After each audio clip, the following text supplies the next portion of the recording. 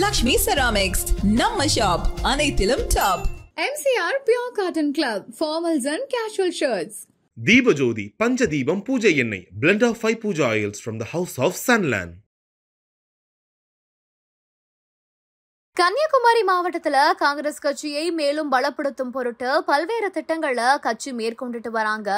அதன் பகுதியா கிளியூர் சட்டமன்ற தொகுதிக்குட்பட்ட தூத்தூர் ஊராட்சியில காங்கிரஸ் கட்சியின் புதிய அலுவலகத்தை திறந்து வச்சோம் அப்படின்னு சொல்லிட்டு கன்னியாகுமரி பாராளுமன்ற உறுப்பினரான திரு விஜயவசந்த் அவர்கள் தன்னோட எக்ஸ் வலைதள பக்கத்துல புகைப்படங்களோட இப்போ பகிர்ந்திருக்காரு. இந்த இதுவே ரெகக்னைஸ் பண்ணியிருக்காங்கன்னா அது நேரில் பெரிய விஷயம் தான் சொல்லுவேன். இப்போ தந்தையோட மறைவுக்கு பிறகு அந்த டைம் பேசினாங்க. ஸோ அந்த குடும்பத்துக்கு தான் நாங்கள் சில விஷயங்கள் பண்ண வேண்டியது இருக்குங்கிற மாதிரி காங்கிரஸ் சில தலைவர்கள் பேசினாங்க. ஸோ எளிமையாக நடந்துருச்சு அவங்களுக்கு இந்த சீட் வந்தது இல்லை அப்படின்னு நம்ம சொல்ல முடியாது. ஏன்னா அதாவது அப்பாவோடைய தொண்டு காங்கிரஸ் கட்சிக்கு பார்த்தீங்கன்னா ஈடு கொடுக்க முடியாத ஒரு தொண்டு. கட்சிக்கு மட்டும் இல்லை, மக்களுக்கும் சரி, சமுதாயத்துக்கும் சரி, அதே மாதிரி வியாபாரிகளுக்கும் சரி. ஸோ அவங்களோட ஜேர்னி ஒரு பெரிய ஜேர்னி. அவங்களுடைய கனவு ஃபுல்ஃபில் ஆனது 2019 ஒரு எம்பி ஆகி அவங்களுடைய அந்த டேர்மை முடிக்க முடியாமல் அவங்க கொரோனாவால் பாதிக்கப்பட்டு இறந்துட்டாங்க. இதில் என்னென்னா அந்த டைமில் தான் எனக்கு அப்பாவோட கனவுகளை நிஜமாக்கணும். ஏன்னா அது வரைக்கும் இருக்கும்போது நம்ம ஒரு ஃப்ரண்ட் ரன்னராக இல்லவே இல்லை. நான் அரசியல்னாலும் அப்பா கூட ஈடுபாட்டில் இருந்தேன். நான் ஃபஸ்ட்டு அப்பா மேயர் எலெக்ஷன்லேருந்து கேம்பெயின்ஸ் போயிருக்கேன். அப்போ காலேஜ் ஸ்டூடெண்ட் நான். ஸோ அந்த மாதிரி நம்ம பிஹைண்ட் இதில் அப்பா இப்படி பண்ணலாம்ப்பா அப்படி பண்ணலாம்ப்பான்னு கன்னியாகுமரி வரும்போது நாங்கள் ரொம்ப இன்வால்வாக இருந்தோம். ஃபார் எக்ஸாம்பிள் பார்த்தீங்கன்னா நோவல் டாட்டா அவர்களை பார்த்து டிசிஎஸை கொண்டு வரணும்னு கேட்டோம். அதே மாதிரி ஒரு ஜப்பான் நிறுவனத்தோட கடல் சீற்றத்தை எப்படி பண்ணலாம்னு பேசணும். அப்பா முயற்சி எடுத்து ஏர்போர்ட்டே வர ஃபீஸிபிலிட்டி இல்லைன்னு சொல்லும்போது ஒரு எக்ஸ்பர்ட்ஸை கூட்டு அவங்கள டெல்லி கூட்டு போய் வாங்கி எஸ் இஸ் ஃபீஸிபிள்னு சொல்லி ஃபஸ்ட் ஃபேஸ் பண்ணி செகண்ட் ஃபேஸும் ஓகே. ஸோ இந்த மாதிரி ஒரு விஷனோட போயிட்டு இருக்கும்போது திடீர்னு மறைந்த உடனே ஐயோ அது பண்ண வேண்டிய கடமை நம்மளுடைய கடமைன்னு நான் சொல்லுவேன். ஒரு தந்தையை விட்டு பண்ணிக்கிறேன் மகனாக செய்ய வேண்டியது. அது குடும்ப ரீதியாகவும் சரி, வசந்தன் கோவாக இருந்தாலும் சரி, சமூக பணியாக இருந்தாலும் சரி இது நாங்கள் செய்ய வேண்டிய கடமைன்னு தான் எடுத்துக்கோங்க. உங்களுக்கு அந்த கடமையை அதை நம்ம பண்ணணுங்கிற ஒரு ஆசையும் கடமையும் இருக்குது. பட் கட்சிக்குள்ளே அதை முழுமையாக ஒத்துக்கிட்டாங்களா? கட்சிக்குள்ளே முழுமையாக ஒத்துக்கிட்டாங்கன்னா நான் மறைந்த பின்பு நான் உள்ளே வரல. அதுக்கு முன்னாடி பார்த்து ஏஐசிசி மெம்பராக இருந்திருக்கேன், ஆர்ப்பாட்டங்களில் கலந்துருக்கிறேன், நிகழ்ச்சிகளில் கலந்துருக்கேன். ஏன்னா அப்பா ஃப்ரண்ட் ஹேண்ட் இருந்தாலும் நம்ம தெரியல. நிறைய பேர் கேட்டால் நீங்கள் கட்சியில் என்ன இருந்தீங்க சார், நான் இதில் இருந்தேன் பாருங்க அப்படின்னு ரெஃபரன்ஸ். ஓகே நீ இருந்திருக்கீங்களான்னு ஒரு இது அப்பா மறைவு பின்பு நம்ம தெரிஞ்ச உடனே ஒரு லைம் லைட்டில் வந்த மாதிரி. நடுவில் கார்த்தி சிதம்பரம் அவர்கள் கன்னியாகுமரி தொகுதிக்கு பிரியங்கா காந்திக்கு விருப்ப மனு கொடுத்தாரு இல்லையா? அப்போ எப்படி இருந்துச்சு அது? அப்போ எனக்கு என்ன தோணுச்சுன்னா, ஓகே கட்சிக்குள்ள அதுக்கு முன்னாடியே பேசிட்டு இருந்தாங்க, விஜய் வசந்துக்கு தான் தொகுதி கொடுக்க போறாங்க அப்படின்னு பேசிட்டு இருக்கும்போது இந்த ஒரு நிகழ்வு நடந்தது. கட்சிக்குள்ள அப்போ ஒரு சப்போர்ட் இல்லாம இருக்கும். அப்படி அதாவது அதுக்கு தான் பேர் விருப்ப மனுன்னே வச்சிருக்காங்க. அவங்க விருப்பப்படுறவங்கள இது பண்றது தான் விருப்ப மனு வச்சிருக்காங்க. ஏன்னா அப்பா போட்டியிடும் போது ராகுல் காந்தி அங்கே போட்டியிடும் சொல்லி விருப்ப மனு கொடுத்தவங்களும் இருக்காங்க.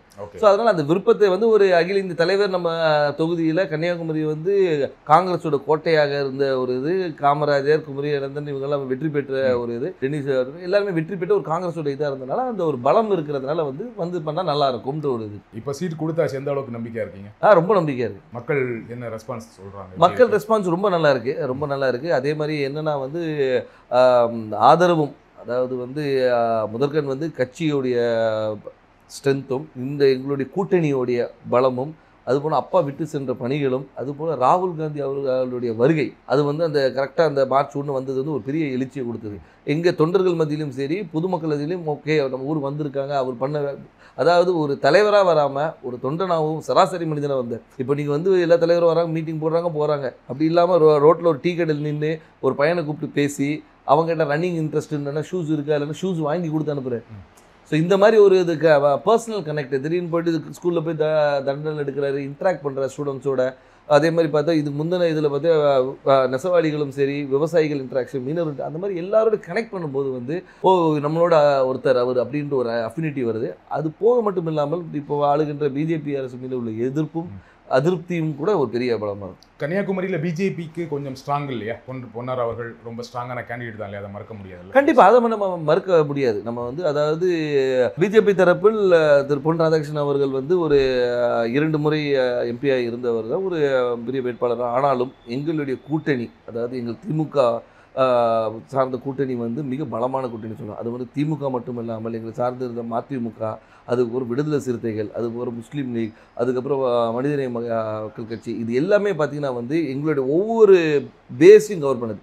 அதாவது ஒரு முஸ்லீம்ஸ் கவர் பண்ணுறது, திமுகவோட ஸ்ட்ராங் ஹோல்டு, மதிமுகவோட ஸ்ட்ராங் ஹோல்டு, அந்த மாதிரி வந்து எல்லா பாக்கெட்டும் கவர் பண்ணி எங்களோட ஸ்ட்ரென்த்தை வந்து நான் இன்னும் மொபிலைஸ் பண்ணி வச்சுருக்கோம். ஸோ இப்போ பார்த்தீங்கன்னா வந்து இது வந்து எங்களுடைய ஷுவர் ஷாட் விக்ட்ரின்னு சொல்லலாம். ஸோ உங்கள் கூட்டணியோட ரொம்ப ஸ்ட்ராங்காக இருக்குது, அந்த கூட்டணியை ஒரு பெரிய வெற்றி தேடி தரும்னு சொல்கிறீங்க. கண்டிப்பாக திரு வசந்தகுமார் அவர்களுக்கு கன்னியாகுமரி தொகுதி மக்கள் வாக்களித்தாங்க. ஏன் விஜய் வசந்த் அவர்களுக்கு வாக்களிக்கணும்? ஏன் உங்களுக்கு வாக்களிக்கணும்? அதான் வசந்தகுமார் அவர்களுக்கு வாக்களித்தனால விஜய் வசந்துக்கு வாக்களிக்கணும்னு நான் சொல்ல வரல. ஆனால் ஒரு காங்கிரஸ் வேட்பாளராகவும் அதே மட்டுமல்ல வசந்தகுமார் அவர்கள் வந்து இந்த மக்களுக்கும் கன்னியாகுமரி மக்களுக்கும் பல துண்டுகளை செஞ்சுருக்காங்க. அது விட்டு போன பணிகளை வந்து அவர் மகன் செய்வார் என்ற ஒரு நம்பிக்கை அவங்களுக்கு இருக்குது. அது மட்டும் இல்லாமல் வந்து நான் வந்து ஒரு வாரிசாக வந்து நேராக போயிட்டு வந்து நான் நேராக டெல்லியில் இங்கேயும் போய் வரல. அடுத்த நாளே மக்களை சந்தித்தேன், மக்களோட இருந்தேன், எல்லா நிகழ்ச்சிகளை கலந்து கொண்டு எல்லாரோட நிறை குறைகளை கேட்டுட்ருக்கோம், மக்களாக இருந்தோம். அது ஏன்னா எடுத்தவொன்னே அக்செப்ட் பண்ணிக்க மாட்டாங்க, கேட்குற கேள்விக்கு நான் சொல்கிறேன். அதை அக்செப்ட் பண்ண வைக்கிறதுக்கு நான் ஒர்க் பண்ணேன். ஸோ அதனால் வந்து அப்பாவுடைய இடத்தை வந்து மகன் வந்து நிரப்பார் என்ற நம்பிக்கையை அவங்களுக்கு கொடுத்தேன். அந்த நம்பிக்கையை வந்து எல்லாருனாலையும் பெருசாகவே இருக்குது. அதனால் வெற்றி வாய்ப்பு ரொம்ப நல்லா இருக்குது. குமரி மாவட்டத்தில் வரீங்க, ரொம்ப படித்த மாவட்டம், ஆனால் அங்கே நிறைய பிரச்சனைகளும் இருக்குது. அதை கரெக்டாக ஐடென்டிஃபை பண்ணியிருக்கீங்களா? என்னென்ன திட்டங்கள் வச்சுருக்கீங்க? கண்டிப்பாக. அதாவது வந்து நீங்கள் கன்னியாகுமரியை பொறுத்த வரைக்கும் பார்த்தீங்கன்னா வந்து இந்த மிக்ஸ் ஆஃப் ஆல்னு சொல்லலாம். அதாவது கடல் இருக்குது, மலை இருக்குது, எல்லாமே இருக்குது. அதனால் வந்து மக்களுடைய தேவைகளும் அவங்களுடைய இதுவும் நிறைய வேறுபாடுகள் இருக்குது. ஒரு பாக்கெட்டையும் நாங்கள் அனலைஸ் பண்ணி வச்சுருக்கோம். அதாவது இந்த மக்களுக்கு இது தேவை, இவங்களுக்கு இது தேவையில்லைன்ற அளவுக்கு அனலைஸ் பண்ணி வச்சுருக்கோம். மக்களுக்கு விரோதமான எந்த ஒரு சட்டத்தையும் கொண்டு வரக்கூடாது என்ற ஒரு முடிவும், மக்களுக்கு எப்போவுமே நன்மை கொடுக்கணுன்ற ஒரு சட்டத்தை கொண்டு வரணும்.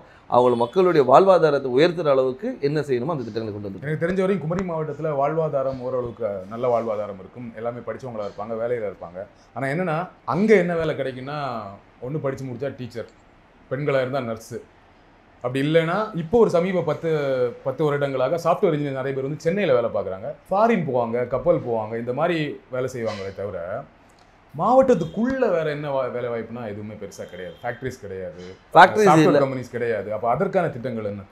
அதற்கான திட்டங்கள் நிறைய கொண்டு வர திட்டங்கள் நிறைய இருக்குது. ஏன்னு சொல்லிங்கன்னா வந்து நீங்கள் சொல்கிற ரிக்குவயர்மெண்ட்ஸ் மட்டும் பார்த்தீங்கன்னா வக்கீல்களும் நிறைய இருக்குது, டாக்டர்ஸ் நிறைய இருக்கிறாங்க. நீங்கள் சொன்ன அது நர்ஸ் டாக்டர்ஸ். அது மட்டும் இல்லாமல் வந்து லிட்ரஸி ரேட் அதிகம் இருக்கிறதுனால வந்து இவங்க பல இடங்களில் ஸ்ப்ரெட் பண்ணியிருக்கிறாங்க. ஸோ அது மாதிரி தொழிற்சாலைகளை கொண்டு வரது வந்து ஒரு சில பாக்கெட்டில் கொண்டு வரலாம். நீங்கள் பார்த்தீங்கன்னா தொழிற்சாலைகள் வந்து ஒரு இடத்துல கூட, அதே மாதிரி கடற்புற கதை வந்து டெவலப் பண்ணுறதுக்கு என்னென்ன கொண்டு வரணும். ஸோ தொழிற்சாலையை கொண்டு வருது. அதனால வந்து ஒவ்வொரு ஊர் இப்போ பார்த்தீங்கன்னா ரப்பர் ஃபேக்ட்ரி இருக்காங்க, ரப்பர் ஃபேக்ட்ரியை வந்து நம்ம டெவலப் பண்ணலாம்.